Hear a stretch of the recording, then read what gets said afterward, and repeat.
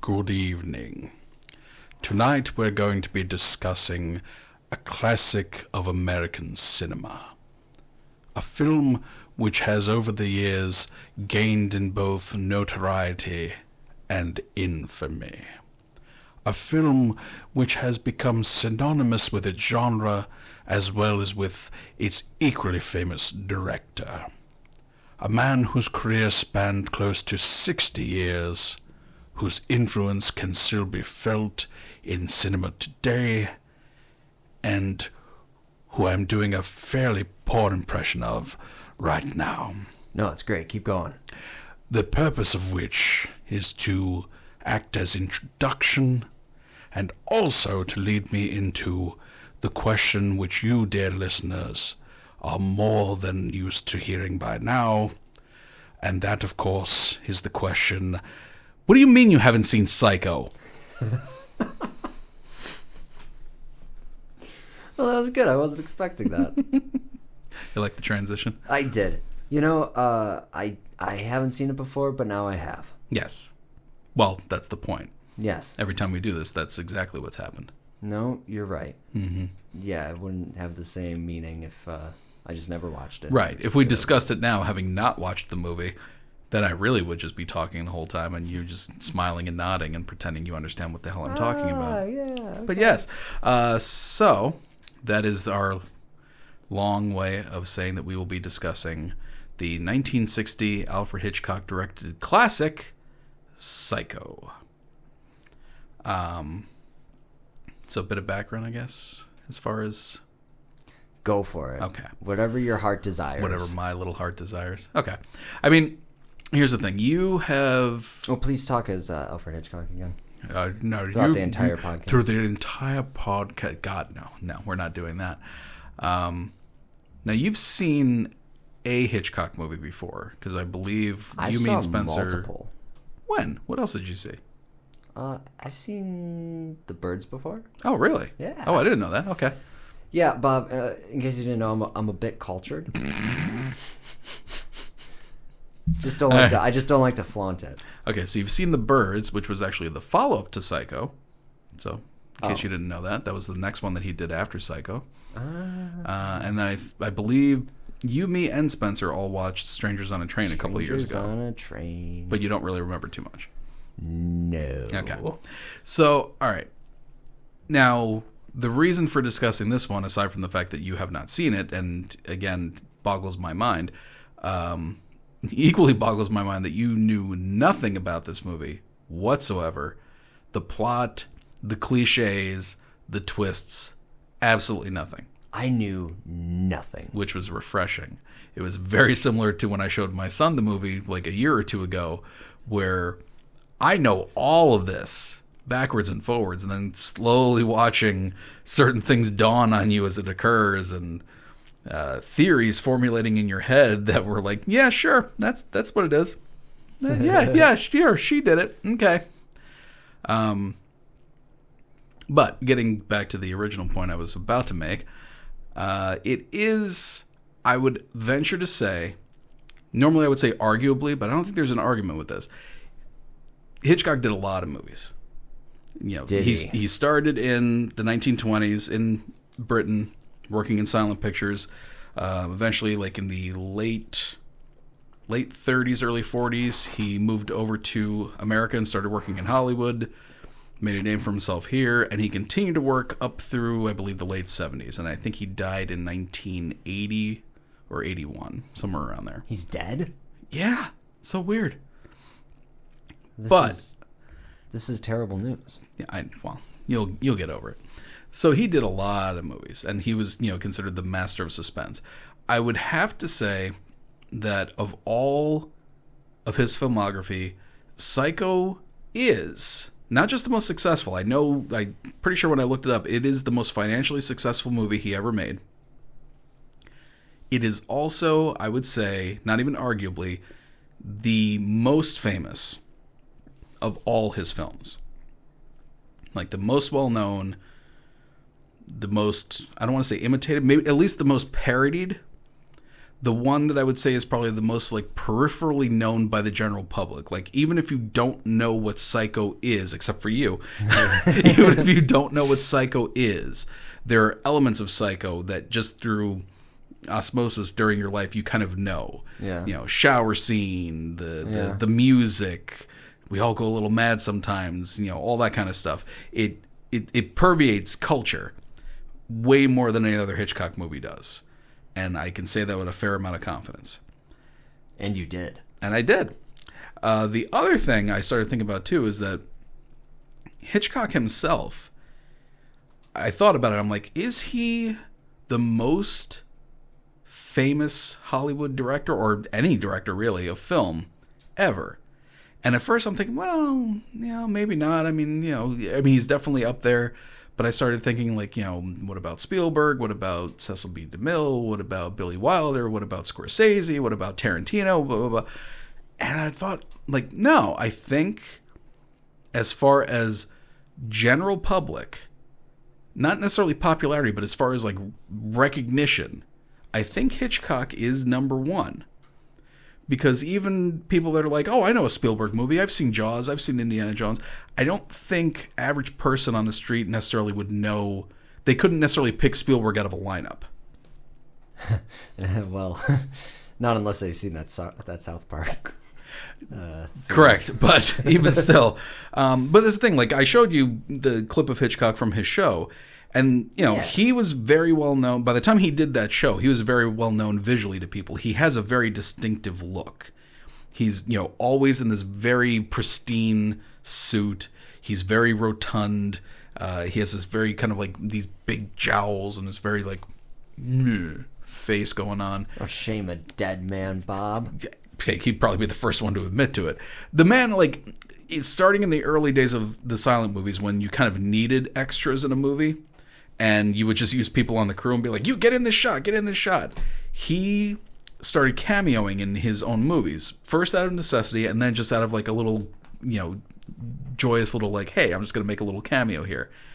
It got to the point that people could easily recognize him, and people would look for the cameo in all of his movies. It became a thing. And then especially when he started doing the TV show, and he's introducing each episode, then you've got that into homes all across America, and people are well aware of what he looks like. I've seen his TV show too. Yeah, see, there you go. Yeah, Bob. You uncultured swine. No, I'm cultured in this instance. Okay, that's fair. He did have a cameo in Psycho. I didn't point it out when we were watching it. Where? So literally after the very first scene in the hotel room.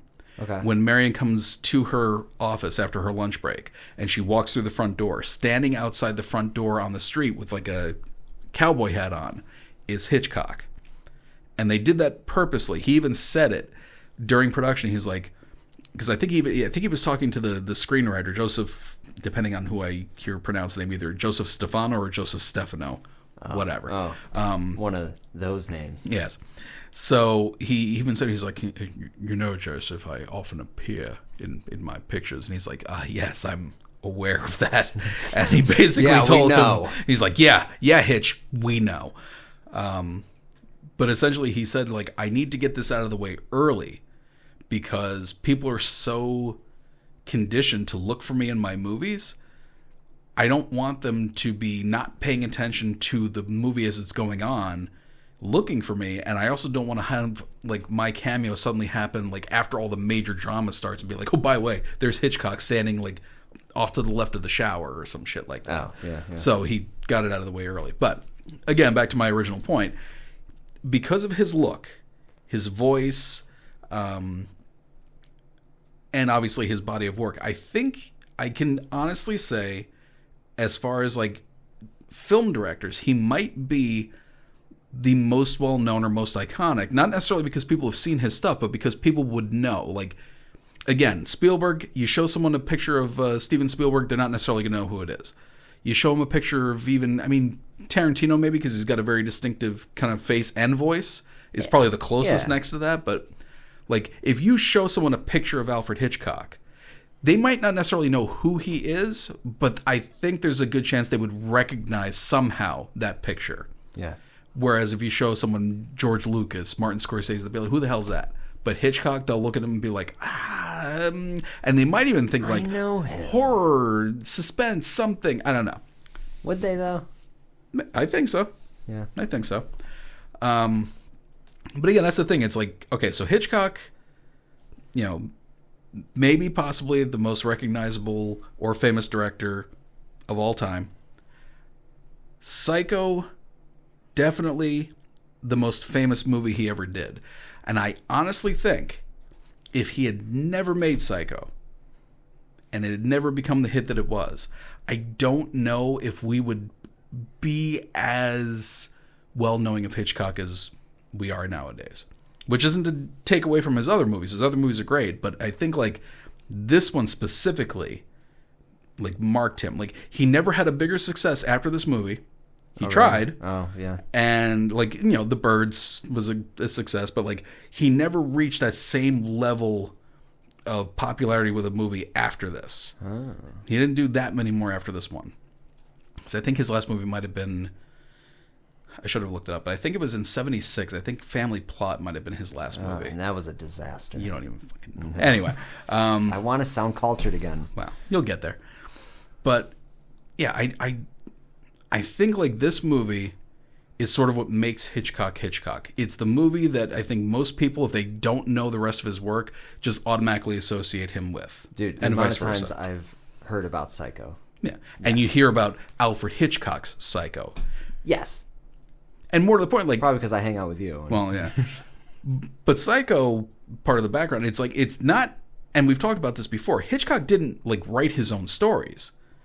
Just about everything he made was based off of something. I was disappointed to hear that. Because I'm familiar with Tarantino. He writes his shit, he directs his, he directs it. That's the thing though. Like a director can take something that is and make it into something great. Like a prime example, again another good movie for another time.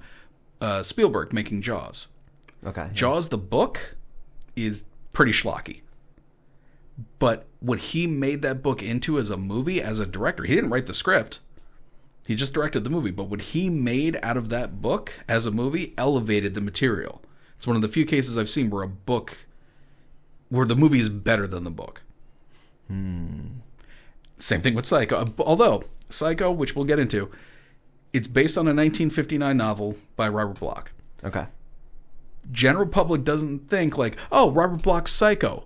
No, they think Alfred Hitchcock's Psycho. Because again, the fame doesn't come from the novel. The fame comes from the movie. Right. The Shining.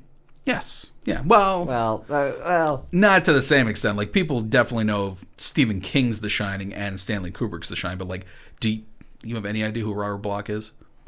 Who? Exactly. Now, how about that Alfred Hitchcock guy? In fairness, he seems cool. No, in fairness, Robert Bloch was a successful writer who wrote a lot of books, a lot of short stories, a lot of horror fiction. I don't think we in general would probably be talking about him anywhere near as much if he wasn't the author of the source material for Psycho. Yeah. Well, the one thing, to go back to The Shining, I only meant because it's like, Stanley Kubrick's. Well, Shining. yeah. His name's in there. Yeah. Yeah. Yeah. He was doing the Alfred Hitchcock thing. I'm going to stop trying to sound cultured. What was the point I was trying to make? Well, all right. So I think interrupt you again. The reason why I think this one is the best one to really talk about is that aside from it being his most famous movie, and even though we associate it with Alfred Hitchcock, it is the one movie in his filmography that I think has its own life independent of him.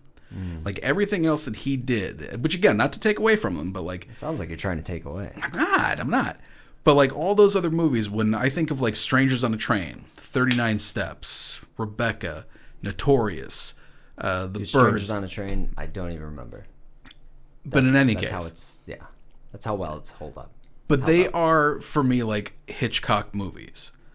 I automatically just associated with Hitchcock, and they kind of stay, together in my mind. Whereas Psycho, as much as it's a Hitchcock movie, it's its own thing. And it's its own thing that has actually moved on from Hitchcock. All of his other movies, with very few exceptions, have never had sequels. have never been remade, which could be both good or bad, as we found out from what I showed you. But Are you talking about Vince Vaughn? yeah, we'll talk about Vince Vaughn. But yeah, so like Psycho is a successful Hitchcock movie that, in addition to being a successful Hitchcock movie, they made 3 sequels. They did a remake. They did a TV movie of the week that was supposed to be a pilot for a TV series called, ironically, Bates Motel back in the 80s. And then a few years ago, A&E actually did a TV series, a successful one called Bates Motel. It lives beyond Alfred Hitchcock. Something about it just sunk in to like the general public psyche and makes it more than just another Hitchcock movie. And I think a lot of that has to do with the fact that it is not a typical Hitchcock movie. Which again, you'll know more when you see more, but like it's not his normal style. I'm not going to say style, but it's not his normal type of movie. Like the story that's being told, the way it's being executed, the twists and everything, that's not something Hitchcock was known for doing at the time. This is like the movie that transitioned him from master of suspense, and in this one movie it's like master of horror. Yeah. Because he was like making adult films before this. Was that not? I can't with you. What? What do you mean by adult films? Alfred Hitchcock. He was Oh. Was that the wrong? I downloaded the wrong Psycho. Wait, hang on. I downloaded the wrong. How long have we been recording? How long? I don't know.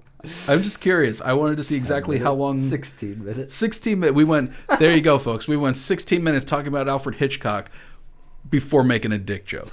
So, there you go. We'll see how long we can last the next time. Okay. So, what do you think? Plot of the movie or background of how the movie originated? Let's flip a coin. Let's do the plot. Let's do the plot. Let's do the just plot. Do it. Just keep talking. We'll just do the plot. Okay. So I will. I didn't think I would normally say No, this. I don't but want to think, do the plot anymore. Fuck you.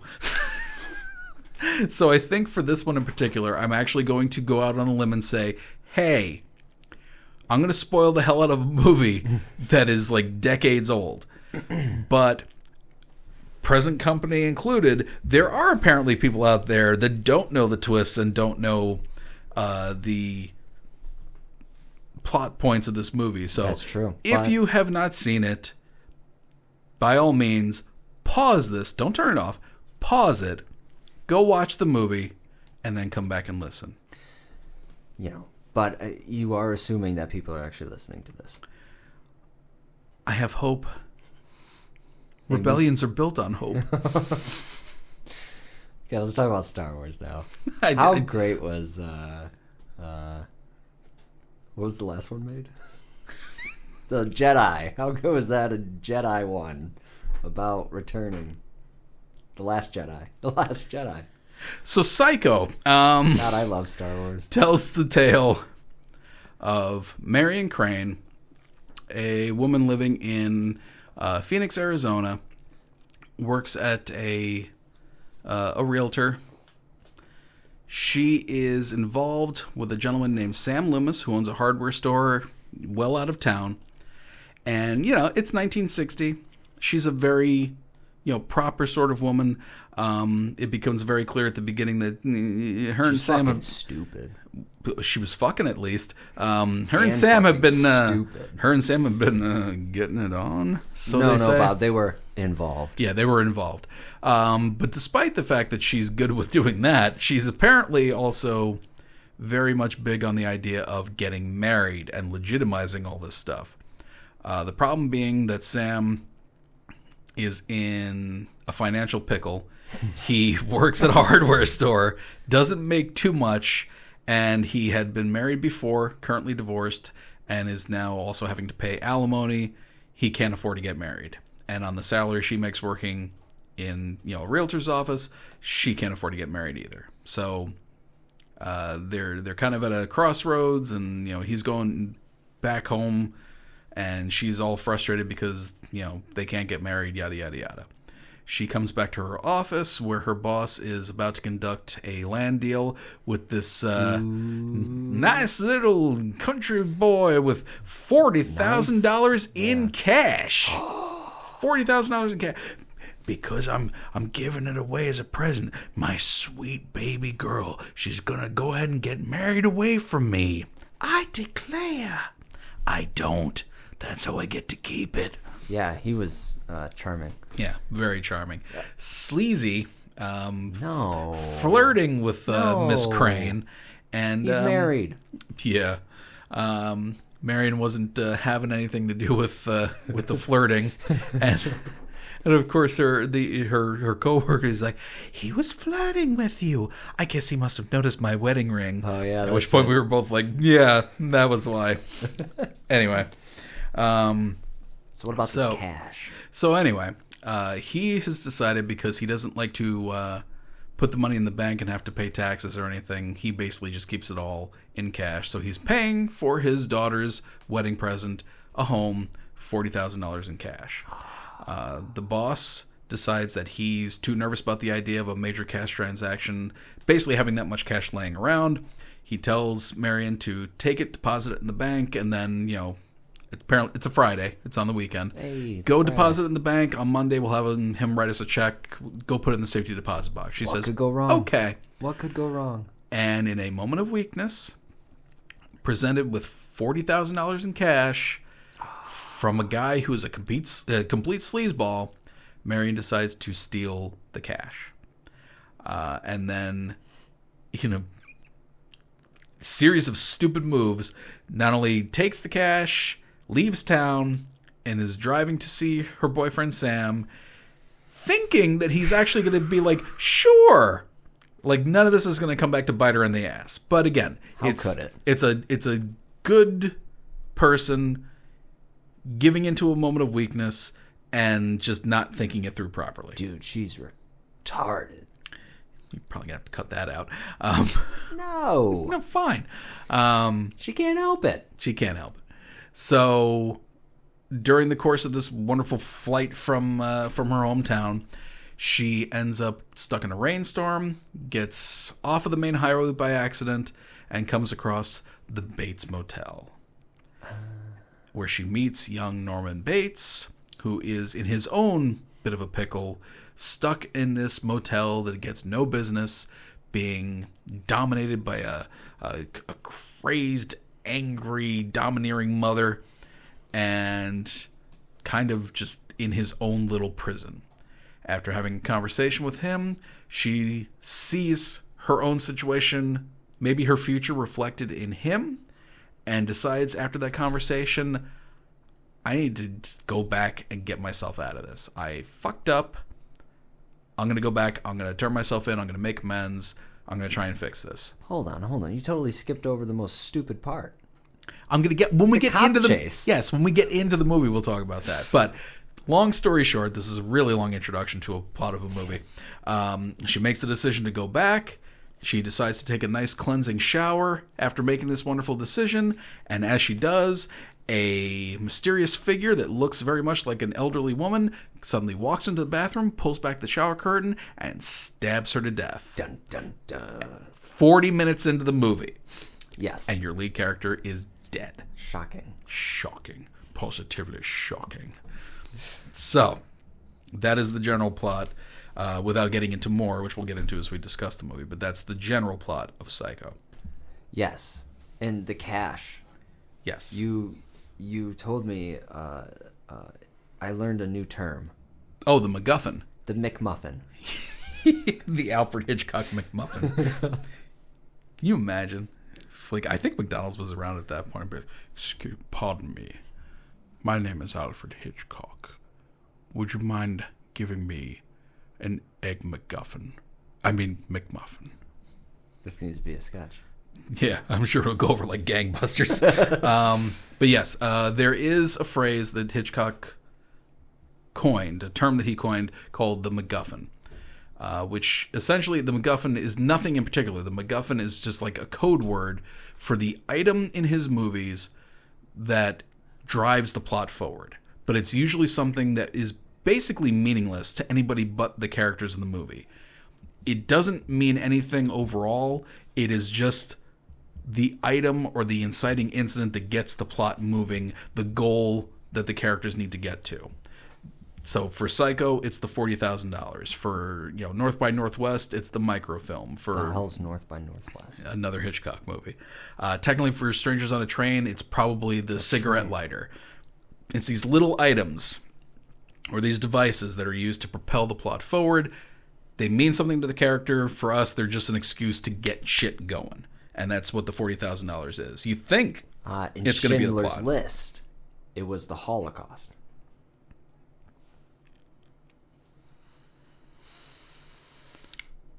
Is that not a MacGuffin? Snip, snip, out. Anyway, so I don't even know how to come back from that. Yes, so the MacGuffin in this case is the $40,000. Okay, so let me give you, because I haven't discussed this part with you. Okay. I did a little bit of background into the origins and what kind of inspired Psycho. So before we get into the actual movie itself, so we already talked about the fact that it's based on a 1959 novel by Robert Bloch, which just shows you how quickly the how quick the turnaround time is for these things. The novel got released in 1959. The movie came out in 1960. Oh. Within a year of the book being published, done, out. Wait, was the book a hit? Yeah. Oh. Yeah. But nobody remembers. Although, the thing is, so Hitchcock was looking for, I'm jumping ahead, but Hitchcock was looking for another movie to do. I think he read a review of it in a magazine, and then he picked up a copy of it, I think at an airport, read it, decided, okay, this is going to be my next movie. And I think he asked one of his production assistants to go and buy up as many copies of the book as they could get their hands on. Why? Because he wanted to keep all the twists a secret for before the movie came out. What? Which is just weird. I don't even know if that's true or not, but that's what they said.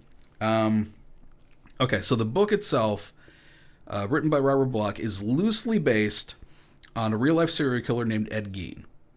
Have you ever heard of Ed Gein? Who? I'll take that as a no. So Gein was from, I should say, Plainfield, Wisconsin.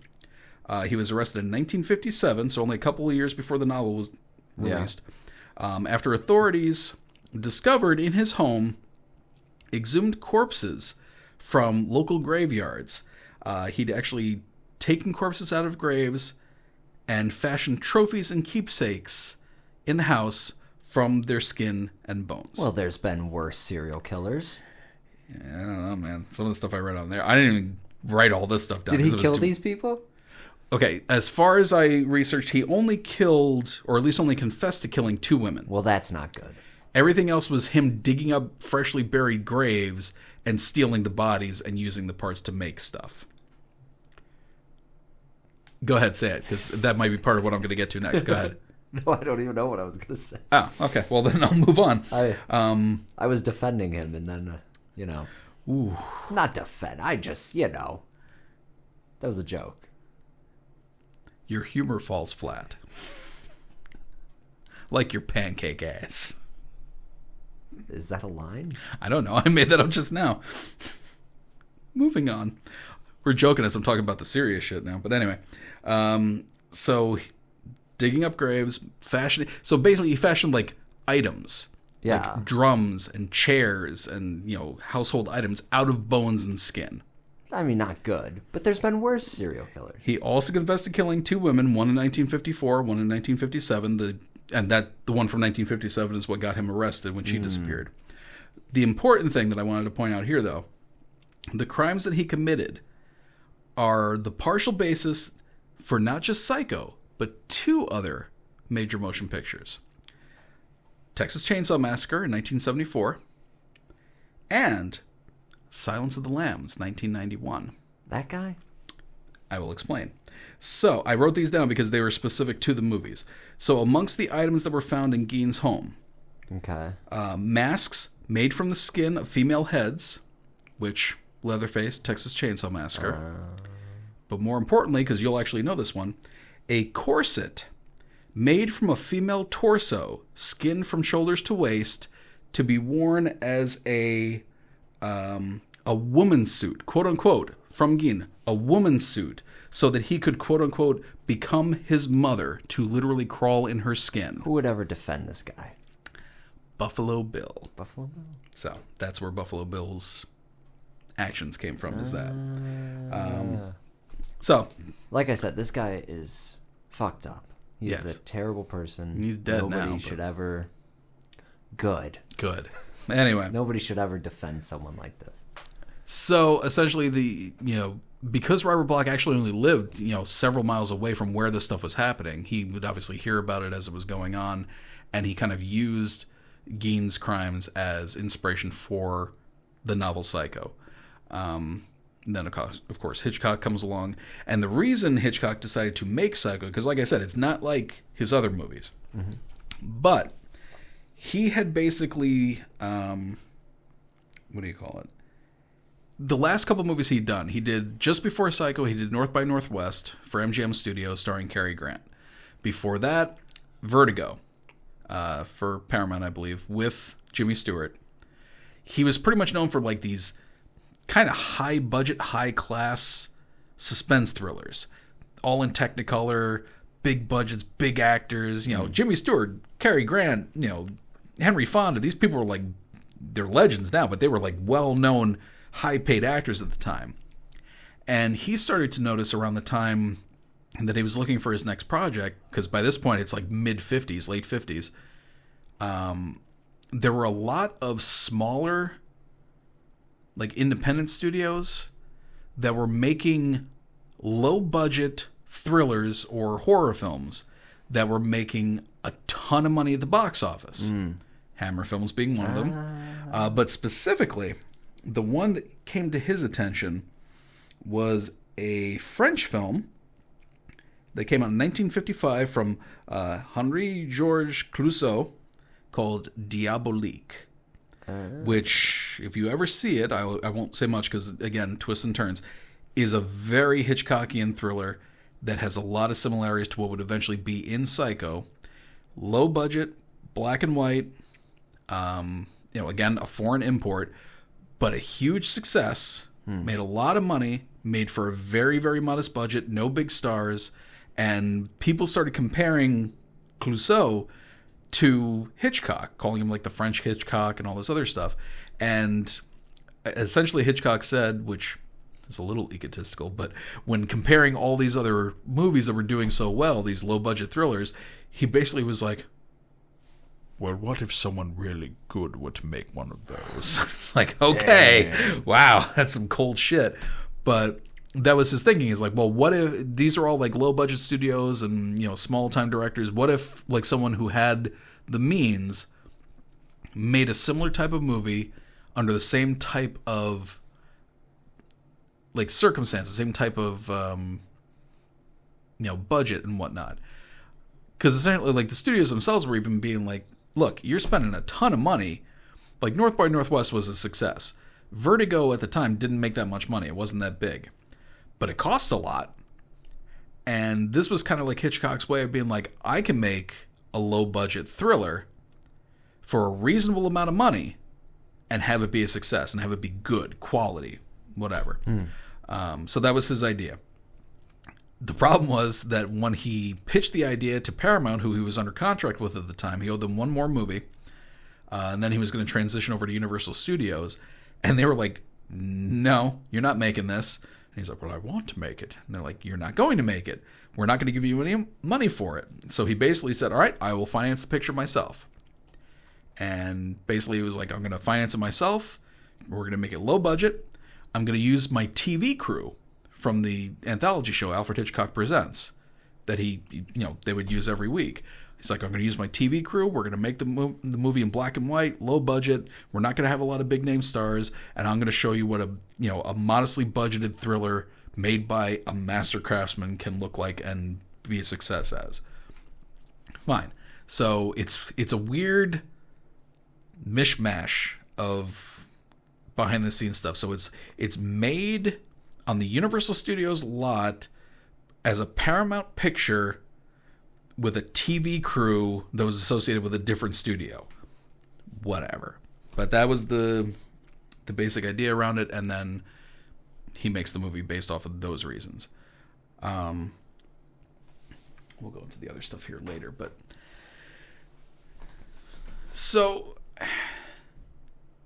that's enough background, I think, as far as the basics. No, keep going. Well, when we get into the movie, we'll go into more. But so now that we both watched it, I've seen it many, many times. You've only seen it now this first time. Just the once. Give me some thoughts. I want to see the Vince Vaughn one. No, I'm joking. Give me some real thoughts.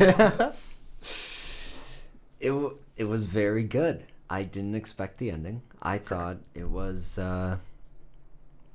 his mother. Kept you guessing. Of course. Well, there was some fuckery.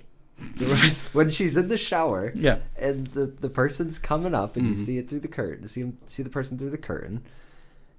The person is clearly short in that one, and she was like wearing like a mask or something. She had some cover in her face. It was a woman, though. It was a woman, yeah, but there was like some cover in her face. She was like wearing something over her face. Her face was in the shadows. She wasn't wearing like a... I don't think so. We'd have to look at it again, but... Yeah. Watch the Vince Vaughn one. Yeah. But no, like when you watch that, the person's clearly shorter. And you're like, oh, wow, who is this? Oh, it's his mother. Mm-hmm. Because who's the guy? Norman. Norman, yeah. Yeah. He's a taller guy. So it can't be him. You know what? That is a good time to mention this. Huh. As far as like structure of the movie. Yeah. Differences between the book and the movie. Because I didn't get a chance to reread the entire novel because I just didn't have time. But I went through some basics and I skimmed through it. The biggest difference, I would say, and this is both Hitchcock's choice and Joseph Stefano, I'm going to call him Stefano, as the screenwriter. In the novel, Norman Bates is 40 years old, balding, overweight, and an alcoholic. And a pervert. Which, I mean, he's still a pervert in the movie, but not like blatantly a pervert. Yeah. But even when I saw like an interview with Stefano on the documentary, he was like, I didn't like his character. He's not sympathetic, and I don't want to spend all this time with this kind of like creepy, overweight, balding kind of guy. And he's like, no, we need sympathy for this guy if you're going to spend the second half of the movie with him. And that was the other thing is that... this was Stefano? Yeah. Okay, you call him Stefano. I'm going to call him Stefano. Cool. Also, in the novel, the book begins with Norman and his mother. And his mother? And his mother. And they will go... They will go back and forth for the first couple chapters between Norman and then Marion. In the book, it's actually Mary. Apparently, there was a real Mary Crane that lived in Phoenix, Arizona at the time, so they had to change the first name so it didn't get associated with a real person. Really? Whatever. Yeah. But yeah, the book would go back and forth between a novel, a chapter about Norman, a chapter about Mary, a chapter about Norman, back and forth, back and forth. Yeah, but as far as like the chapters with Norman, which again is why you probably couldn't make the book exactly as it is into a movie, because the whole point is like the chapters with Norman are told from his point of view, and then describes like, oh, he could hear mother coming in, and then she starts saying this, and it's all stuff where like, yeah, if you are just reading the book and hearing the conversations, not knowing that it's in his head, you assume that she's there. Yeah. But how can you visualize that in a movie unless you do the bullshit red herring thing? Yeah. Where like you've seen Joker, right? Mm-hmm. Okay. You know how like towards the end of Joker, it's you think that the girl was with him the entire time and was being his girlfriend, and then it turns out, oh, she was never there. It was just like in his head. Mm-hmm. So maybe if they did it like that bullshit where you show mother, but then it turns out, oh, mother was never there the whole time. Whatever. Right. So the idea that they had it in here, because Joseph Stefano wasn't the original screenwriter. I can't recall his name, but they picked a guy that had been working on scripts for Alfred Hitchcock Presents, the TV show. And he turned in a draft, and Hitchcock didn't like it. He said it was boring, if you could think that they could ever make a boring script out of Psycho, but it was. So they were trying to find other screenwriters. Somebody suggested Joseph Stefano. Hitchcock was very set in his ways, didn't like to work with people he hadn't worked with before. So he kind of had to like prove himself. So the first thing that happened was that he met with Hitchcock and basically said, look, how do we solve the problem of the structure of this book? How do we solve the problem of doing this? What's your idea? And he said, well, I don't think we should start with Norman at all. I think we should make it about Mary. Yeah. We should follow her storyline. And he basically like outlined, like, we'll start with her here and we'll do this and we'll create the tension around like, oh, she's stolen the money. What if she's going to get caught? And you follow her and you follow her and you follow her. And then, you know, she goes to the hotel and she meets Norman. She decides to change her mind. She's going to go back. She takes a shower and then she's dead 40 minutes into the movie. And he basically said, like, I knew I had a job because after I got done, Hitchcock just sat there for a minute and then said, we could get a star to play that part. And then he's like, I got it. So there was that. And then at one point, Hitchcock was going on like a cruise or something and said, hey, while I'm gone, take a crack at writing the opening scene between Marion, by this point, Marion and Sam in the hotel room. And, you know, I'll see what happens. So he did. He gave it to Hitchcock. And Hitchcock, as he said, never was big on praise, like outward praise towards people. So if he liked something, he always filtered everything through his wife, Alma. They'd been together since the early days of silent film. She was an editor. Okay. She was like his, you know, right-hand person. Like, if she didn't like... If he's like, oh, I think I might want to do this as my next project, and he showed it to her, if she didn't like the material, he wouldn't do it. She was like his litmus test for everything. And I guess, you know, Stefano wrote the opening scene, gave it to Hitchcock, and then he came in the next day and he was like, Alma loved it. Which he said that was like the best praise you could get, is that, you know, because he wouldn't say it himself that he loved it. Yeah. But if he said it, as I'm knocking the microphone, he said if Alma loved it, then it was great. Yeah. The other big thing that I noticed is for the most part, everything in the book remains the same except for the change in Norman as far as personality and, you know, age and looks and all that. Yeah. The other thing is the level of violence, because in the book, he didn't stab her to death in the shower. He cuts her head off. Oh. In fact, I even I copied the quote. So, quote, then she did see it there, just a face peering through the curtains, hanging in midair like a mask. A headscarf concealed the hair and the glassy eyes stared inhumanely, but it wasn't a mask. It couldn't be. The skin had been powdered dead white, and 2 hectic spots of rouge centered on the cheekbones. It wasn't a mask. It was the face of a crazy old woman.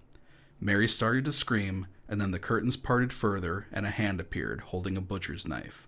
It was that knife that, a moment later, cut off her scream. And her head. Subtle. Damn.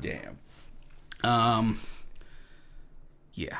So those are the main differences. The rest of the book pretty much is the same. I mean, the book goes a little bit more into the, you know, perversion of Norman Bates and the things that he's into, but I'm glad they left that out because... What is he into? Well, it's weird. They have it in the movie when Lila goes into the house at the end and she's looking through the different rooms. The room that looks like it's a kid's room that has like the little kid record player, that's Norman's room. Oh, God. Okay. And when she picks up that one book that doesn't have like a title on it, and she opens it, and you never see what's in there, but she's kind of like, it's like pornographic, you know, something or other. So like in the book, they go into details about what he's into and stuff like that, and that's whatever. Oh my. But yeah, so that's our basic background on that. I don't know where to go to now. I'm glad they left that out. Yeah. I like the structure they chose. I think the structure works really well. Because again, the whole idea of, and again, it's that messing with the audience thing, which they've repeated in other movies since then. They did the same thing in Scream. They did the same thing in other movies. That idea of, even if it's not like a star, take like a well-known actor and put them in this part to make you, the audience, think, oh, well, obviously they're the star of the movie. And then, nope, they're dead. And it completely pulls the rug out from under you. Even not knowing that, because you don't know who the fuck Janet Leigh is. No. But your initial, I'm assuming. Of course, I thought it was about her. Right. I mean, 40 minutes. But that's the thing. The structure of it is great because it's all, because again, without cutting to Norman at all, the entire focal point at the beginning is her. And it's her theft of the money and the fact that she's a stupid decisions. She's a terrible thief. And you have all that stuff of, seeing her boss and freaking out and like, driving out of town and like pulling over and, the cop getting to her and be like, why did you just pull over to the side of the road? And then the stupid shit that she says to the cop where she's like, there's nothing wrong. I'm in a rush and you're taking up my time. Oh. Like, you don't fucking say that to a cop. Oh my God. But she does. And then, the whole, I'm going to sell my car after the cop has just pulled me over and he's been tailing me. And I even see, like, it's one thing when she pulls into the used car lot to get rid of the car. When she sees him, and she does, you pointed out, he's right there. He's right across the street. Well, yeah. So when she pulls into the place, the dealership. Yeah. I asked you. I was like, so was she gonna steal a license plate? Which probably would have been smarter. No. She's gonna buy a whole new car. Mm-hmm. Even though she's gonna buy a car to get the cop off of her, right? Yeah. Even though he's watching her do it the entire time. And halfway through, she sees him there. He pulls into the lot behind her. But she continues on. She goes through with the transaction. It's like, in cash. Hey, dummy, what the fuck's the point? I mean, I know it's 1960, but paying, like, I think it was... I don't know. It was like $700 in cash? Yes. Like, even now, someone would blink if you tried paying $700 in cash. She's bad at this. She's really, really bad. Yeah. But, I mean, again, the structure is good. The suspense is there. And that's why I think, like, again, I was saying how I think this is a very different movie from Hitchcock. So I told you about this earlier. I thought about this after the fact. I think without keeping in... I think you could actually make this... You could alter the plot slightly and make this a typical Hitchcock movie.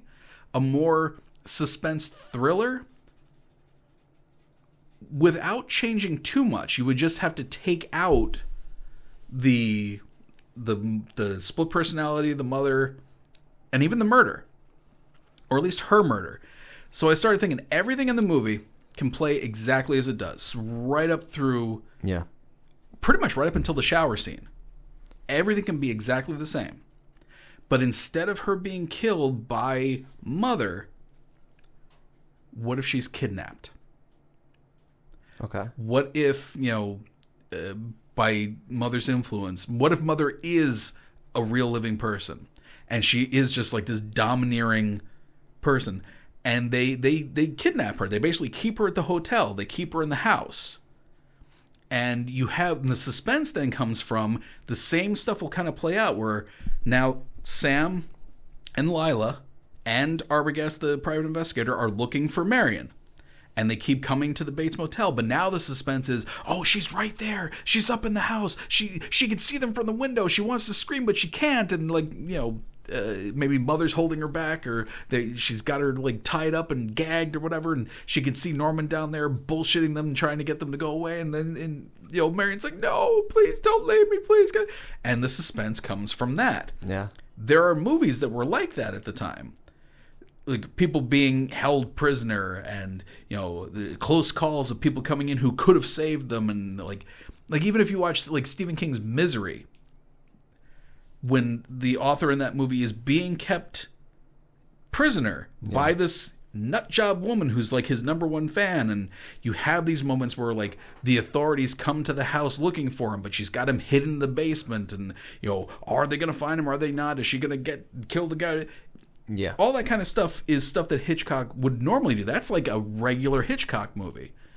And everything in Psycho could play out just like that. Almost verbatim. But without the murder. You could still have the murder of Arbogast. You could have the private investigator be killed by mother and just not have the death of Marion. And it could be all a big suspense thing about whether or not Marion's going to get away. And then maybe Norman's sympathetic to her because he likes her. But he's struggling. Do I go with my instincts and save this girl that I like? Or do I listen to mother and all this stuff? That would have been a typical Hitchcock movie. And that might well have been, at that time, what people were thinking when they're watching the movie. Like when they see the scene of him in the parlor talking to her and him talking about Mother. Yeah. That could very well be what they were waiting for. So nope. No, instead woman's going to get stabbed to death. Hell yeah. Now here's the thing. When Marion? Yes. Yeah, in the movie it's Marion. When Marion shows up to the motel. Yes. Norman, offers to make her dinner and everything. Or a sandwich. Yeah. And she can hear his mother screaming at him. Yes. His mother's dead. Yes. That's Norman talking to himself. Yes, but, it's an old woman screaming at him. Suspension of disbelief, man. Suspension of disbelief. But that's the thing. That's the one thing I also liked thinking about it back is like, because I was even thinking, I'm like, are you going to pick up on this? Are you going to end up guessing the secret thing? No, I mean, it keeps you guessing. Yeah. Because, okay, when she first arrives, you see the old, what you think is like an old woman in the window. Yes. That's actually him dressed up as and that's the mother. point that I love. Because everything else past that, I forgot about that at first. I'm like, oh shit, he's going to figure this out. I'm like, nope. Because he saw her walk past the window. Yeah, walk past the window. And I mentioned this to you as well. The second time, whether it was her or someone else, they see like the old, they just see the silhouette. I think it was when the private investigator went. Yep. Yeah. They see the silhouette. And then because again, Norman's there talking to him, so obviously that's the corpse in the chair upstairs. But you don't know at the time. Yeah. But when Marion first shows up, Norman's in the house. So that's him in the dress walking past the window. So that makes sense. Right. But then you have the part where they're talking to, I don't know who the hell it was. Oh, the local sheriff and his wife? Yeah, exactly. And he's like, well, she's been dead for, I don't know, however long. If you're telling me that woman up in the Bates Motel is Mrs. Bates, then who's that buried in the cemetery? Yeah, and then isn't it the scene after that one where it's Norman? You think he's talking to his mother, and the camera slowly, and it does that overhead shot. Yeah, and I think it was like, oh, this is it. This is it. There's no one in the room. But then Norman comes walking out, and he's holding her, and it's like, well, what the fuck is going on? I don't understand, because it's like, oh, I'm onto it now. Oh yep. Clearly, this guy's insane. He's Psycho. And this is where we're going to end it. All right, thanks for listening. You ended the pun? No. Move on. Roll the credits. Roll credits. Yeah, and I was like, yeah, this is it. I got it all figured out. Nope. Then he comes walking out. I was like, fuck. I don't know what's going on. But that was perfect. The reveal is great, too. No, the reveal was and it's creepy.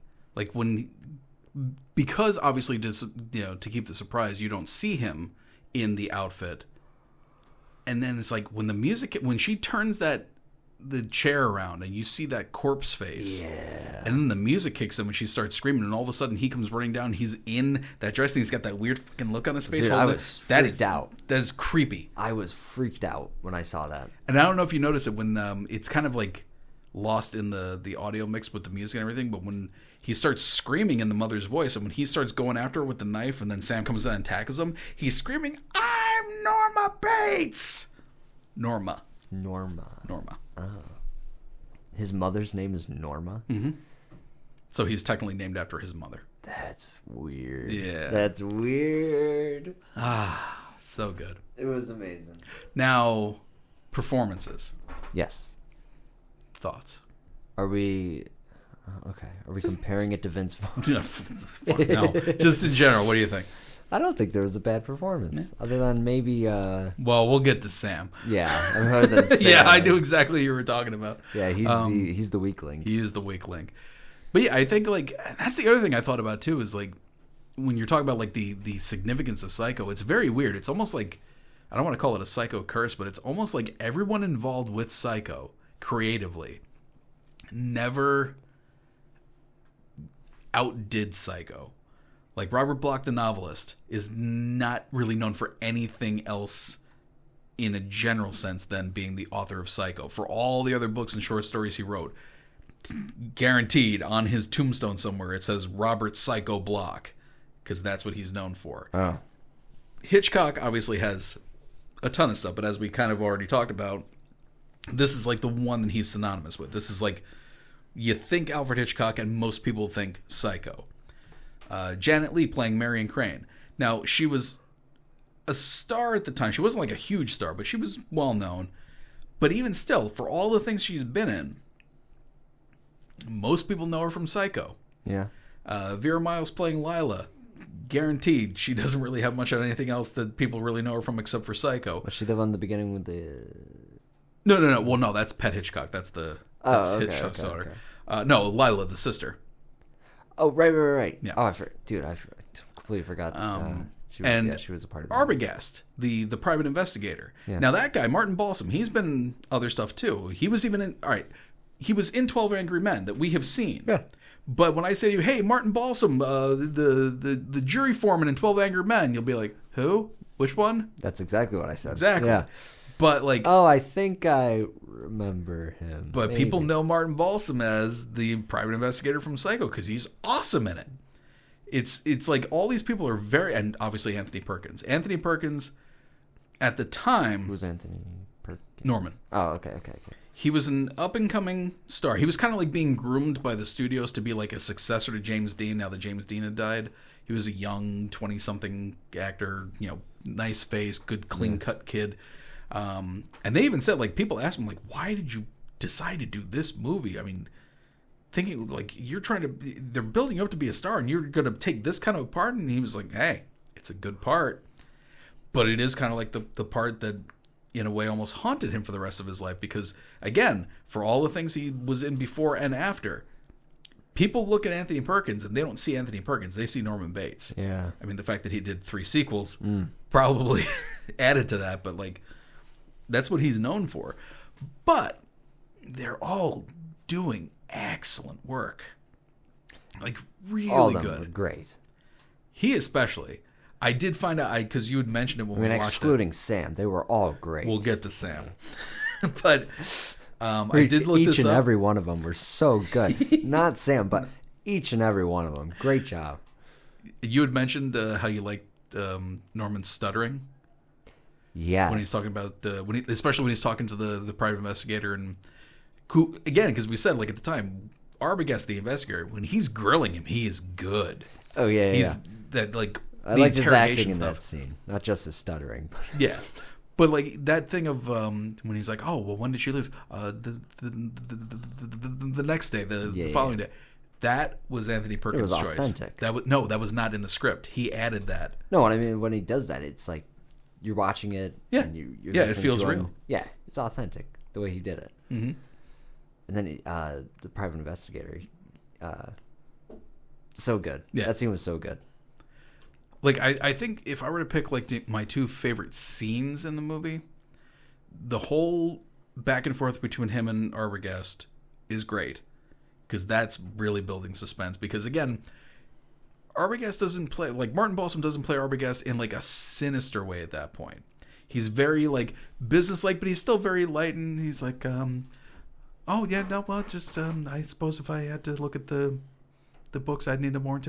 Okay, that's fine. Okay. He's very matter of fact, but he's picking up on little things. Oh yeah. Like he knows his job. So like when Norman kind of like stutters on little things or like contradicts himself, he's like, oh, well, you see, that's what you said. You said there had been nobody here for 3 weeks, but then you said somebody just came in the other day. Oh, well, got him. You make a mental picture in your mind. Yeah, that's very good. Oh, it's not a very good picture. No, I guess it's not a good picture. It's like he knows. He knows something's up. Yeah, especially. Oh yeah, let me look at that again. Oh. Hey. Yeah. Oh yeah. That's yeah. Yeah. Hey, now I remember. And then the dogs went crazy. Right. So I love that scene too, Bob. And the parlor scene between him and Marion. Like that whole conversation, him giving the backstory about Mother and everything, and the turn too. Like even you said, like the point when you thought that he literally was like a psychopath, when he's very happy-go-lucky, he's very nice and nervous and boyish and whatnot, and then she suggests, she's like, wouldn't it be easier if you put her someplace? And you just see like the look in his face, just like any good nature just like drops, and he literally leans forward. He's like, you mean an institution, a madhouse? Dude, and then he starts scene. getting like pissed. That's the best scene because they're friendly. Mm-hmm. They're speaking in the beginning. It's like, oh, everything's good. And then as soon as she mentions that, everything just changes. And you know what I think it is? I don't know if I ever really like thought of it at the time, but I started thinking of it now, knowing that it is a split personality. Yeah. When she says, "Wouldn't it be better to put her someplace?" When he leans forward It's like an attack on him. Yeah. No. Oh, you know? I think that's Mother coming through. Oh, yeah. Because she's not attacking him by saying that. She's attacking Mother, and I think that's because his mother's dead. Well, that's the thing. Like, I think that that change in demeanor and him getting pissed at her is more of like Mother coming forward. I see what you mean, the personality. Because then he even asked her. He's just like, "Well, I just thought he was," and then he's like, "What do you know about it?" Like all like Dude, he's being very like suddenly started. I'm like, "Oh shit!" Yeah. But then eventually it kind of goes back. He's like, "But she's harmless." That's a great scene. And then after we watched Psycho, you put on. We went right to YouTube and you showed me the same scene, but with Vince Vaughn. Vince Vaughn. Whew. Which the subtle difference being, I'll try and reenact the best of my ability. Anthony Perkins as Norman Bates saying, "Beautiful, fantastic." Where he essentially, one of the more famous lines in the entire movie. You know, it's not like she were a maniac, a raving thing. She just goes a little mad sometimes. We all go a little mad sometimes. Haven't you? Versus, well, I mean, it's not like she's, a maniac or, a raving thing. She just, she just goes a little mad sometimes. We all go a little mad sometimes. Does that laugh? That's so... That fucking laugh. Oh, yeah. No, he overdoes it. He overdoes it. It's like... Yeah. It's like so weird. He uses it as punctuation at the end of sentences, and it's just dumb. Yeah. I don't feel any sympathy for Vince Vaughn's Norman Bates. Right. I shouldn't feel sympathy for Anthony Perkins' Norman Bates, but I do. But you kind of do. Yeah. Yeah. Especially like if you don't know what's really going on. It's... I don't know. It's very sad, like the way he plays it. And it almost makes me think, especially like at that time, 1960, this is common knowledge at this point. Anthony Perkins was gay at a time in Hollywood where that's not acceptable. Right. And I don't know if he'd admitted it to himself at that point. I don't know if he was in relationships with men at that point. But I can see like that idea of having to, for the sake of his career and, not wanting to make that private life public, I could see having to keep all that inside. The idea of like, oh, this is how I project myself outwardly to the public, but inside I'm like this and I can't let this out. And then you have a person like Norman Bates who's trapped in a situation with a domineering mother and he wants to be a certain way but he can't, and it's because of a split personality that's keeping everything bottled up and it's ready to like burst out and let loose at any point. So I'm wondering if like that came into play when he was formulating the character. We should ask him. Yeah, we should. Too bad he's dead. They're all dead now. Maybe Sam is still alive. I don't know. So you're telling Hitchcock's dead? He's dead? Yeah. Did you say Sam was? Probably. Well, that's Janet Leigh's dead. We don't care about the private investigator. He's dead. Yeah. You said Sam was. I don't know.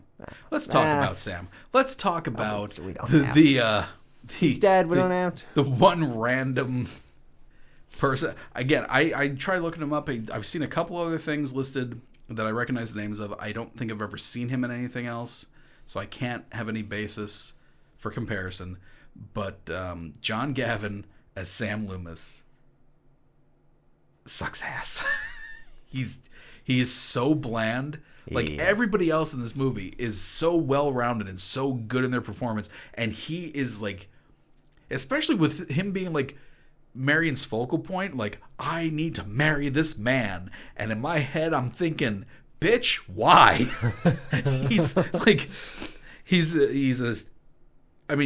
Handsome enough guy, but he's zero on personality, and he works in a hardware store. She stole 40 You can grand do better. Yeah. for him. For him. For him. And it's like everything he says is sort of like monotone and just like Yeah. there's no personality there. Like at least, and this is the thing too, is like you're halfway through the movie.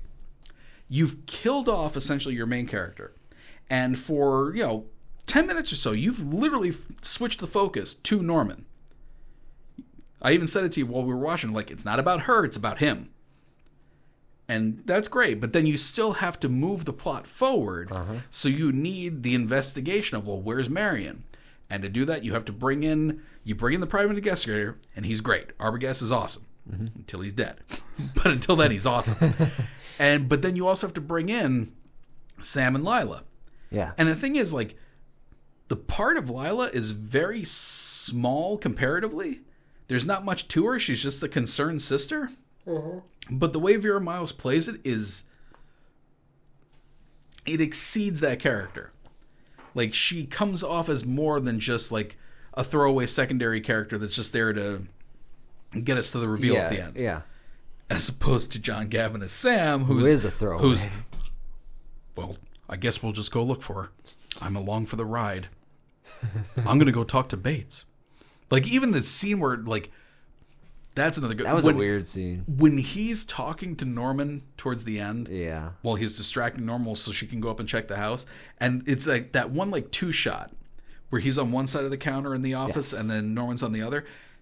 And, like, Anthony Perkins he's not even saying anything. He's just reacting to what he's saying, and he's, like, tapping his finger on the side of the desk. And he's like, oh, no, he's like... And he's like, what do you... So...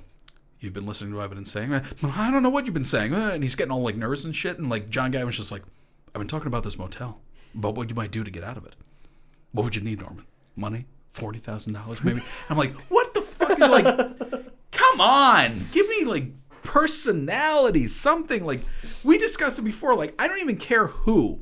Like, in the remake, again, I'd have to see it again. It's been years. I don't really want to see it, but in the remake, they got Viggo Mortensen to play Sam. Yeah. And Viggo Mortensen, at the very least, is the only one in that movie who's trying to play the part differently.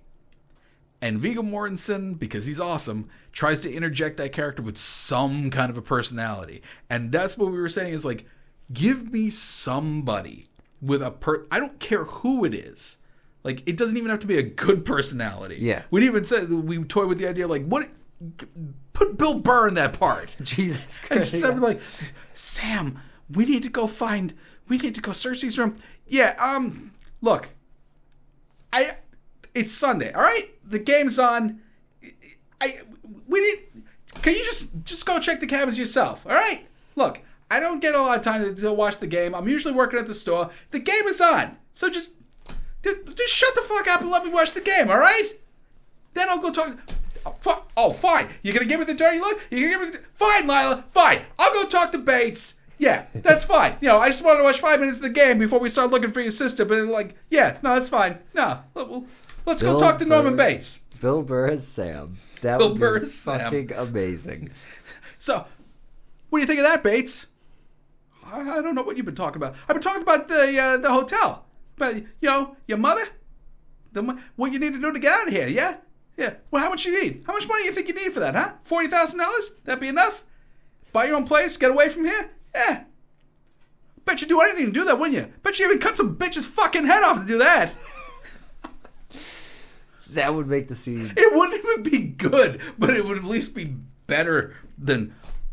What do you think, Bates? How much would you need? $40,000? God damn it. Yeah, that whole part where Sam's playing the private investigator already questioned. Yeah. Already questioned Norman. So then you got this fucking guy just coming in.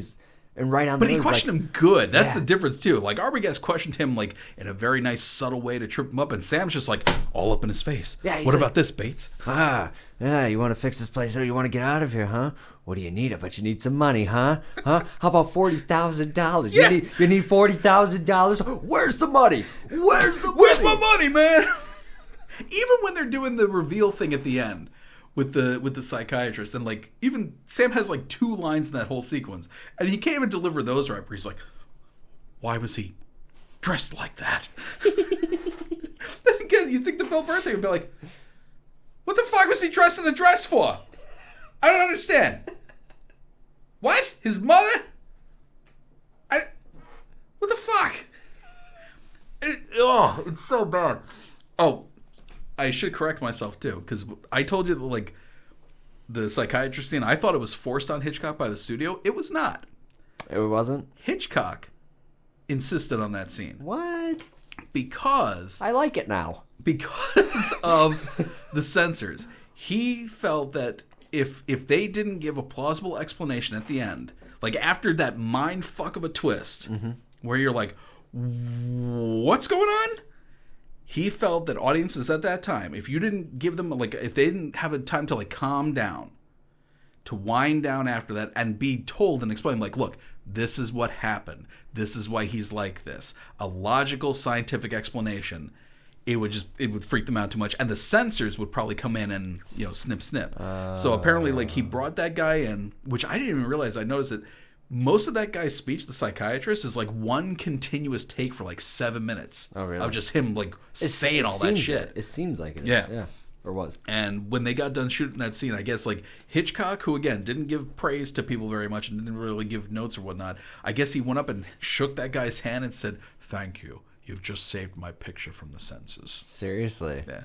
See, when you told me before that Hitchcock wanted to end it right as, the big reveal and whatnot, and then when you told me that, I was like, yeah, I don't like the ending. Because you said that the censors needed that part at the end to explain everything. I was like, yeah, don't like it anymore. I don't like it. Should have ended right there. But now that you tell me that Hitchcock did it, now that psychiatrist scene at the end, great. I mean, great artistic decision. It is the exposition scene to end all exposition scenes. It is literally like 10 minutes of just like, here's what happened. Let's explain. But I do like the way he plays it. Like, the way he plays that scene is good. Where, matricide is one of the most unbearable crimes that anyone could ever commit. Most unbearable to the son that commits it. And then, like, he gets, like, all into it, too. And he's like, he dug up a corpse. Treated the body to keep it as well as it would keep. But it still wasn't enough. She was there. But she was a corpse. You do that as Rick from The Walking Dead. should totally do that. See, what happened was he dug up her body. And he even treated it like one of his taxidermied animals, keep it as well as it would keep. And that still wasn't enough. She was there. Carl.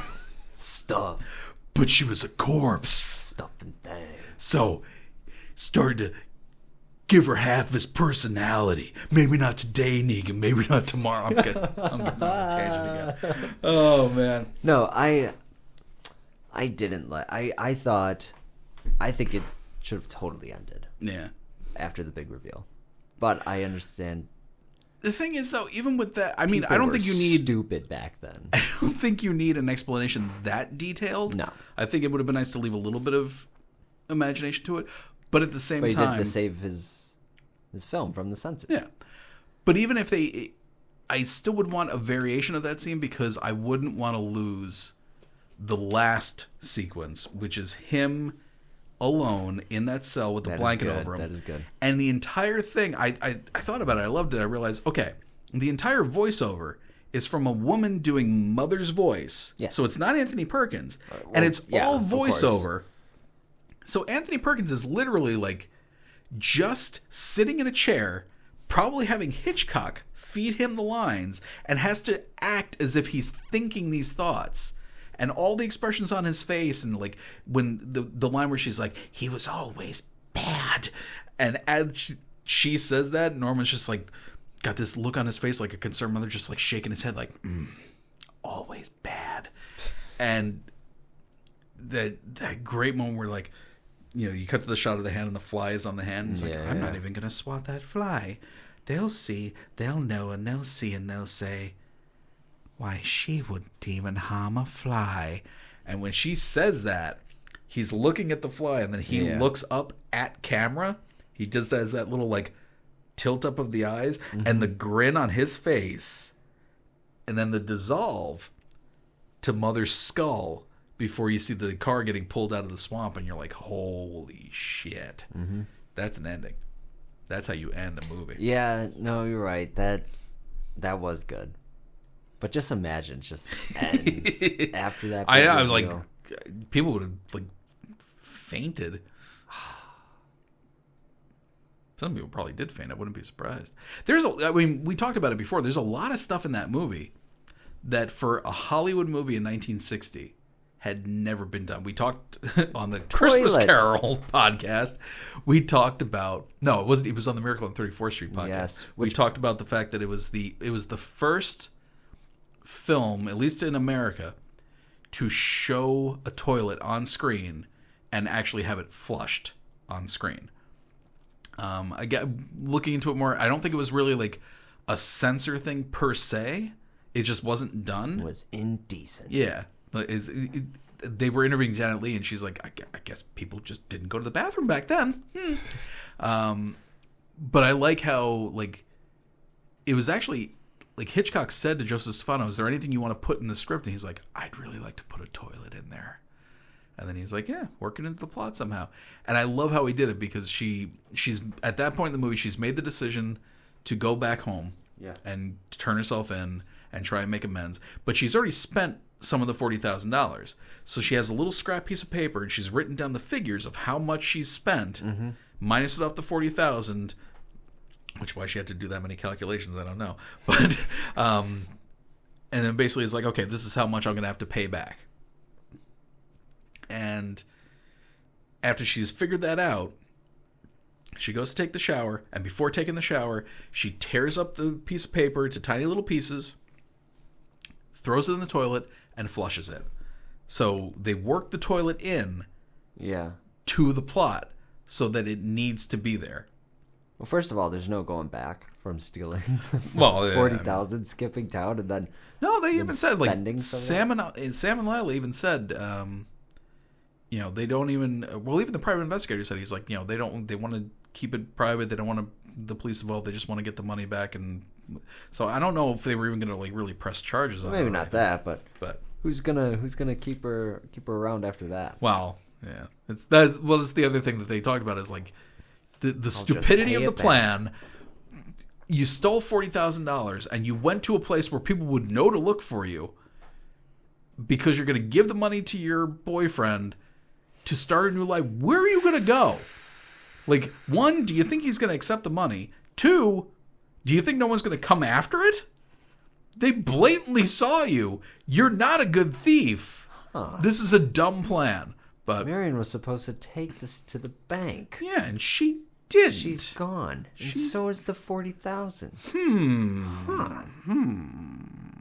I don't know. Other stuff. Oh, well, the level of violence, too. Like, for a 1960 Hollywood movie, like, that was pretty extreme for back then. I mean, obviously, like, we'd seen more graphic stuff by that point in, like, the Hammer horror movies, but that was... Oh, yeah, right. England, and then it was ported over here, so I don't know how much that really... But at least for a Hitchcock movie. Peter Cushing, so they naturally could get away with it. Right, because he's badass. It's awesome. Right, yeah. But, like... And that was another reason they made it black and white, because Hitchcock even said, if we made this in color, it'd be too gory. We'd never get it past the censors. But if you make it black and white, and they show the blood... I like it in black and white. And the black and white photography is great. Yeah, what about the blood? It's chocolate syrup. They tried a couple different things, but they found that, like, the... I don't know, the viscosity or whatever of the chocolate syrup photographed it best in black and white to make it look like actual blood. So between, like, the blood, the violence, thinking you see the knife going in when you don't because you have the music going, you have the sound, which apparently was like, I guess, either a melon or a cantaloupe they just jammed a butcher knife into. That was the sound of the knife going in. Oh. So you think you see the stabs, but you don't. So it's all from, like, the cutting, so to speak. The almost nudity, which, again, for, like, a 1960 movie, you wouldn't see that either. Yeah. Even just, like, the things at the beginning where, like, Janet Leigh is literally introduced in the movie in a bra, laying in bed with her lover. Multiple bra shots. Sure. But that's the other thing. I didn't point it out when we were watching it. He did this on purpose, Hitchcock. Yeah. When you first see her in the motel room with Sam, she's wearing a white bra. Okay. You see her in a bra again. Well, you see her at the motel, obviously, when she's getting ready for the shower. But you see her in a bra again after she steals the money. You see that brief moment when she's back at her home or her apartment or whatever, and she's packing the suitcase, and she's still got the money sitting on the bed. And you see her in just a bra getting a new shirt and everything, and it's a black bra. And he did that on purpose to show, like, oh, she was pure before, but now she's made a decision to do something bad, so now it's like from white to black. Oh. It's racist. Still stupid. But that kind of stuff is... And that's the other thing, too, is, like, I think that's one of the other reasons why the movie is, like... I don't want to say just, like, popular, but, like, the one that people like to, for lack of a better word, psychoanalyze. All the different, like, little things, like, the movie... In its own way, waiting to use that a long time, but it's very voyeuristic, the whole movie. Okay, because like you've got, Norman literally looking through a peephole at her when she's getting undressed to go take a shower. You have sure it was an accident. Yeah, total accident. You have the stuff like when they're in the parlor having the little meal. It's the idea of like all those taxidermied animals are kind of like looking at them the whole time. Beautiful shots. Beautiful shots. And even like the opening of the movie, it kind of like makes you as the viewer feel like a voyeur. So maybe that's how you kind of identify with Norman to a certain extent. It's like, yeah, he's looking at her. Maybe he's doing some messed up stuff. But at the same time, like, you're watching. You paid money to come watch people do this. And that opening shot is like a tracking shot through the city that goes into the hotel window and finds them laying in bed. So it's like, hey, we're peeking in and taking a look at these two. Oh, they just got done fucking. Yeah, yes. Is that how you felt watching the movie? Yes, that's how I feel watching every movie. I watch Willy Wonka and I think, they just got done fucking. No. Who? I don't know, I just made that up on the fly. It's a terrible... That was a bad movie to terrible use for that joke. analogy. Willy Wonka going, no, please. Don't. The snozberries taste like snozberries. Jesus. Moving on. What else? I don't know. Overall, fantastic. Yes. Fantastic. Great movie. Made better by Vince Vaughn. See, here's the thing. The sequels, for the most part, are pretty good. They're enjoyable. And again, I always have that thing of like, well, I can ignore the sequels, pretend like they don't exist, if I want to just enjoy the original movie. Something about the remake just rubs me the wrong way, because it's, especially because it is shot for shot, scene for scene, line for line. Stupidest thing. When you describe that to me, I mean... stupid. The only two benefits I could see from doing something like that is A, if you're going to at least slightly change up the way the parts are played, which they really don't for the most part, and not for the better, except for not Vince Vaughn, for Viggo. Thank you, Viggo. And to an extent, what would it be like if you made Psycho and you did make it in color? It's better black and white. It is. And that's it's like doing Young Frankenstein in color. Well, that's the other thing too. The thing, I don't know if you've ever noticed that on like some of the Blu-rays they come up with now. They have these like this stupid bullshit where it's not. I mean, it's not stupid, but to me, it's like, all right, I get it. But they colorize. Like no, they make a black and white version of an so like that's oh my god, when Logan came out. The Wolverine movie? Yeah. There's a separate disc in that Blu-ray set where it's like Logan Noir. And all it is the entire movie in black and white. Why? Because it lends itself to it, I guess. Like, I understand where they take old black and white movies and colorize it. Yeah. It doesn't make sense to... The only other one I can think of that they did that with that kind of makes sense is The Mist. The Mist. Okay. Because... The Mist is very much, in certain points, like an old-fashioned, like 1950s science fiction monster movie. Yeah. And because some of the CG is kind of it almost would work better in black and white. Okay. But the problem I have whenever they do this is that and I can tell, they literally just take because obviously they only shot the movie one way. They shot these movies in color. So when they put out the noir version, the black and white version, all they do is just take the color out and make it black and white. And I keep thinking, like, that's so stupid. Because, I mean, I'm not a photographer. I don't really know much about photography, but I at least know that the way you light shots and the way you light a setup is significantly different when you're photographing in black and white than when you're photographing in color. Still photography or film. There's a different way to do it. So saying like, oh, well, here's the black and white version that's more gritty, and all you're doing is going in the computer and taking the color out, it doesn't work. It's not the same thing. No. If you said, hey, I'm going to shoot Logan, but I'm going to shoot each take I make, I'm going to shoot one take in color, but then we're going to relight the scene, and I'm going to shoot the scene again in black and white, and I'm going to have 2 different cuts of the movie. One in color, one in black and white. Cool. Show me that. That's awesome. I want to see what that looks like. But if you're just like, oh, I had some intern go in on the computer and pull the color out of the movie. Yay. Now you can charge $10 more for the Blu-ray set because you have an extra disc. It is stupid. But I'm going to go ahead and walk that back because think about this. Mm-hmm. Pulp Fiction. Yes. In black and white. Yeah. As in you want to see it in black and white? Yeah. I think that'd be cool. Yes, but shot in black and white. I don't want Tarantino to be like, okay, I want to go in the computer, all right, and I'm gonna take all the color out, okay? Which, you know what? Fuck that. No, that would never happen because I know from conversations that I've seen with Tarantino, he has way more respect for film itself, like actual tangible film, and the filmmaking process and photography and stuff like that, to ever say, oh, I'm gonna go in the computer, all right, and I'm gonna take the color out. It's gonna be black and white. It'll be great. You're right. Never gonna happen. No, I don't necessarily want to see it, but I like the idea of it. Yeah. If I imagine it, I can imagine it in black and white. I mean, yeah. It would look pretty cool. It would look pretty cool. Yeah. I almost even think Jackie Brown would look good in black and white. I've only seen half of it. Oh my god, it's the best one. Is it? I think. Out of all of Tarantino's? I mean, I'd have to watch all of them again. Tarantino's films? But I can't explain why. I think it might be because it is, with the exception of Pulp Fiction, because he co-wrote that with Roger Avary, I think Jackie Brown is the only movie that he has done that is not an original story of his.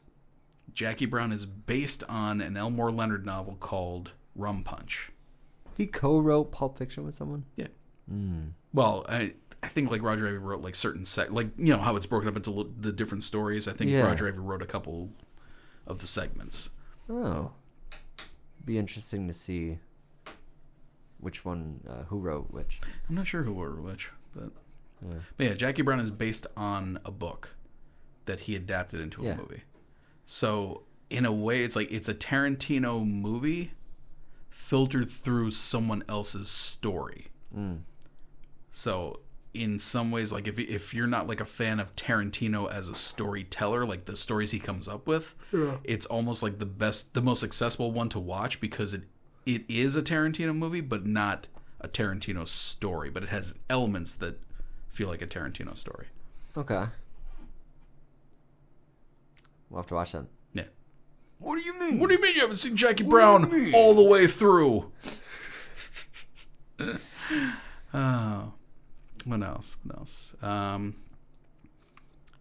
mean, the marketing for Psycho, again, was a big deal as well. We watched the trailer after we watched the movie, which is fantastic. Fantastic. Comedic, but also scares the shit out of you right at the end. And again, preserving the secret of the movie, or secrets. When he pulls back the shower curtain in the trailer, it's not Janet Leigh in the shower, it's Vera Miles in the shower, which I'm like, you sneaky fat fucker. If it's one thing I learned throughout this episode, it's that Alfred Hitchcock was fat. A fat fuck.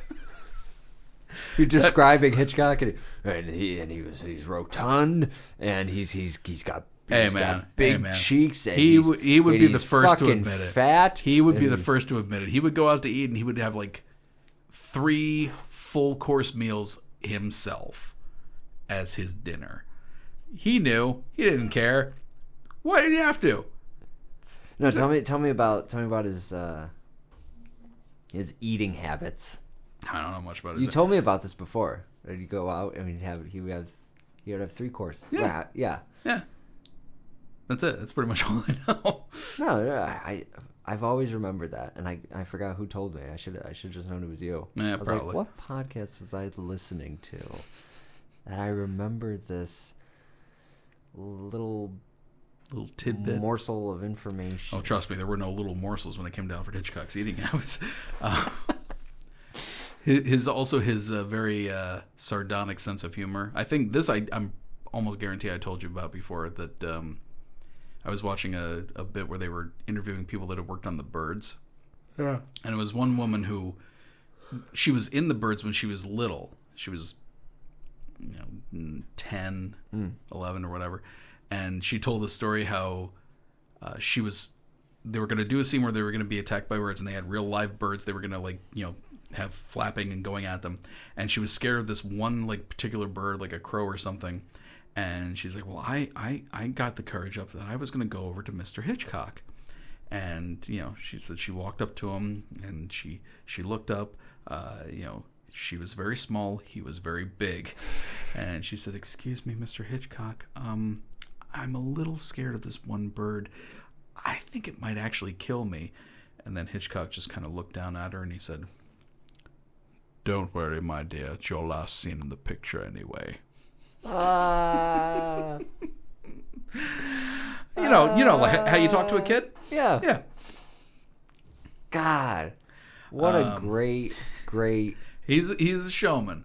That was the other thing too. He also decided when they were releasing the movie, couple things. He was too afraid that if people came in late and Janet Leigh wasn't in the movie, they'd be like, well, where's Janet Leigh? She's supposed to be the star. And they would wait the entire movie for her to show up and be like, oh, well, she's dead. Why he thinks people would show up 40 minutes late to a movie and then be like, yeah, I'm going to come in now. It's fine. I don't know. But he then did the thing where he actually arranged with all the major theater, owners that once the movie started, nobody was allowed to come in. Nobody could come in late. Once they started projecting the movie, that's it. If you came late, sorry, you got to wait until the next show. And, again, same thing like, hey, when you're done with the movie, don't reveal the secrets to your friends. He also, the movie when it came out did not get critical acclaim. Critics kind of hated it at the time. Partially, I think, because it was something that was so drastically different from what other movies that he'd done. Yeah. The other reason is that, again, trying to avoid secrets being spoiled, he didn't screen the movie for the critics. No preview screenings. So he made them go see the movie with the general public. And apparently that pissed them off. Oh, yeah, because they're better than... Yeah, naturally. Yeah. So it was weird. There were critics that would... there was at least one critic who said it was absolutely appalling and one of the worst movies they'd ever seen. And then the same year, 6 months later, put it on their list as one of the 10 best movies of the year. Oh, so they're just... Yeah, they were pissed. Oh, my God. So they give them bad fucking review. Yep. What assholes. Yep. Which is why I don't necessarily always trust reviewers because, again... Whatever. Oh, you can't now. You can't even trust me. What do I know? I'm some schmuck on a podcast. Rotten Tomatoes, where critic score will be close to 0, and the audience score is almost Psycho's still fresh. 100%. Psycho's still fresh. Actually, it probably is. Yeah. If we looked up, I'm sure it's probably still fresh on Rotten Tomatoes. It holds up. It does. I thought it was amazing. Should we wrap this up?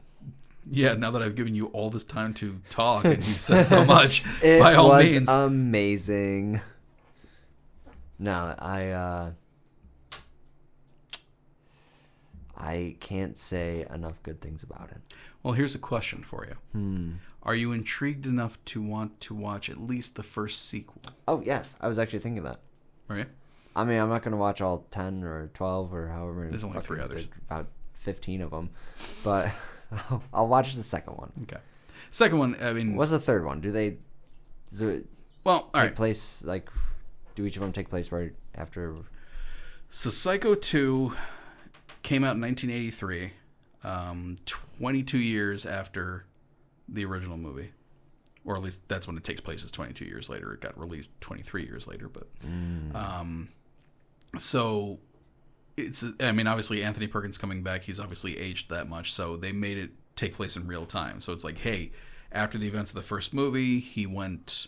he was found not guilty by reason of insanity, got committed to an asylum. He's been working with a psychiatrist, and now he is cured. And he's getting out, and he's going to come back to run the motel again. Is that believable, though? I mean, this day and age, yeah. Bill Cosby's out. I mean, come on. Out on a technicality. Yeah? So what? Out is out, man.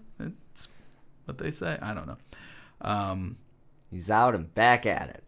All right, so Psycho 2, 22 years later. Psycho 3 only takes place, I think, a couple of months after Psycho 2. And then Psycho 4 is probably a couple of years after that. But, all right, so Psycho 2, good. Solid thriller, very much in the Hitchcock vein. I would say, especially for a sequel that no one asked for, makes a decently worthy sequel to a Hitchcock movie, surprisingly. Psycho 3, which marked the directorial debut of Anthony Perkins, not the greatest thing in the world. It's a little clunky. It's a little weird. It has merit. Not the greatest thing in the world.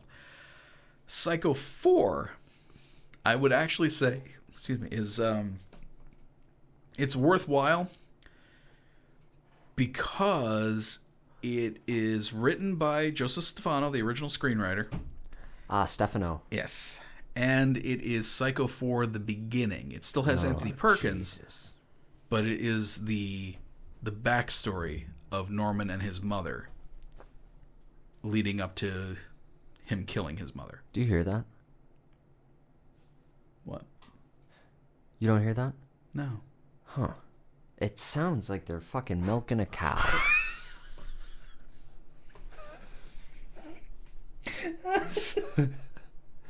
You don't hear that, Bob? No, I do. I hear it. Clear as ever. Now, I will watch the second one. Depending, years from now. We'll get to it. Yeah, there's like 16 of them to get through. Well, we got a bunch of stuff to get through this month alone. Yes. Well, quick. those that don't know, we are recording this on Super Bowl Sunday because we don't like fucking football. Fuck, the game's on. But it's February 13th at the time of recording. So, for the sake of February... Don't tell people what we're doing. We do it every time! Yeah, we're just doing what we do, because what if we don't watch one? That's a good point. Yeah. But you know what we have to watch? You just said we weren't going to say. No, I'm not saying what's coming up next. Oh, man. Just in general, what I wanted to say. Uh-huh. I don't have the energy to get through 4 Psycho movies. Uh-huh. Or 3 more Psycho movies. Mm-hmm. But I do have the energy to get through 3 Godfather movies. Oh, okay. I thought you were going to say 3 before movies, but... That would have made more sense. It would have made more sense. But we'll have to wait until the 4K set comes out, which I think comes out next month. Yes. For Godfather, not for the Before trilogy. Do they even have... They have it on Blu-ray. What? Before? Yeah. Oh, yeah. Criterion. Yeah. Can you buy it as a trilogy? Yes. That's the only way you can buy it as a trilogy. Ah. Yeah. They don't know. They don't that was really a offer it stupid individually. question. It is a why would they not sometimes sell you're it a as stupid person. Why would they not sell it as a trilogy? I don't know. Ethan Hawke needs to be owned in If I'm cutting threes. anything, I'm cutting that. Okay. I can't let people know I'm like this. I have nothing else to add. If I do, I won't think of it until after I get home, and it's going to be too late. We'll drive right back. We'll fire up the mics. Okay. So yeah, this might be a 2-parter. Huh? right, an hour 40. Ain't bad. Hey, if they can fucking milk Psycho, I can milk this milk into this. 2 parts. Well, I was trying to think of an outro, but I couldn't think of anything useful. I don't know. You got anything else to say before? All I can say is, we hope you enjoyed tonight's episode, and share with others. Share it. Let others know about the ramblings of these 2 chuckleheads, and they'll listen and they'll learn and they'll know and they'll see and they'll say, with your friends. Why, they wouldn't even harm a fly. No, share it with sometimes. Your friends. Well, yeah, flies, trips, and a fly. So you gotta when it's summertime, dude. And they get in the house. Too many fucking flies. So yeah, all right, fine. We would harm a fly, but only out of necessity or boredom. Well put, Bob. Thank you. Well put. Yeah, share it with your friends, your family, your worst enemies. Just share it with the world. Mm-hmm. Rate this podcast. Yes, by all means, rate the podcast, please, and thank you. Please. And we're just begging you, all right? And like us on Facebook. Yeah. On Instagram. Audible. On Twitter. Well, yeah. Oh, and Twitter. Like us on Audible. You're saying that we haven't Why even keep set up the pushing Facebook. Audible? Who the fuck uses Audible for the You're pushing podcast? Facebook and Instagram. We don't even have it set up yet. But we will when this is uploaded. Yes. Very good. Very good. Okay, that's the end. Goodbye, everyone. Farewell.